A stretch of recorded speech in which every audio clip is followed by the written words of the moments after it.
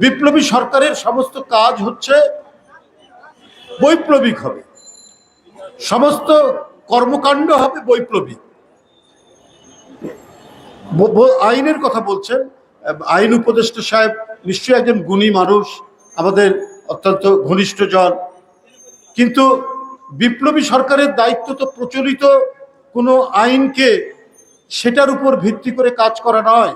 কারণ প্রচলিত আইন তো ব্যবহার করেছে শেখ হাসিনা, একটা মাফিয়া সিন্ডিকেটের সরকার, একটা দুর্বৃত্ত নাৎসি, সেই কাজটা করেছে।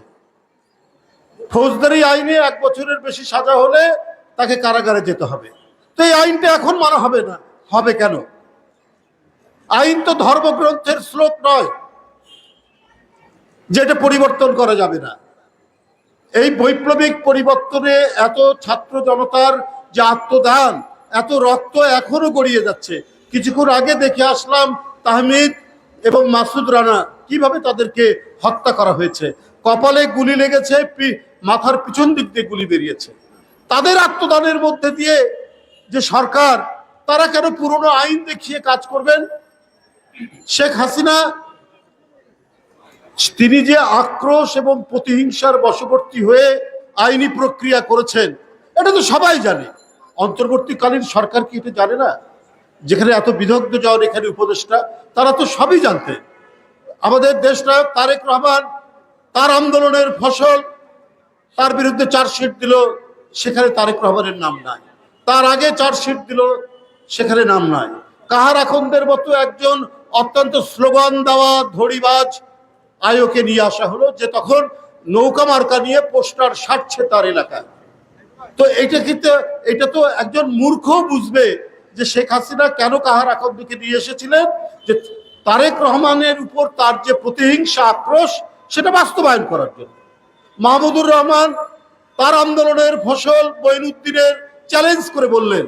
মঈনুদ্দিন নিজে বক্তৃতা করে বলছেন যে বিদ্যুৎ খাত থেকে 20,000 কোটি টাকা পাচার করা হয়েছে, লোপাট করা হয়েছে, হাওয়া ভবন এটা করেছে।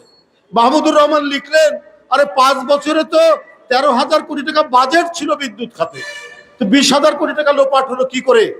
সেদিন থেকে মঈনুদ্দিন চুপ।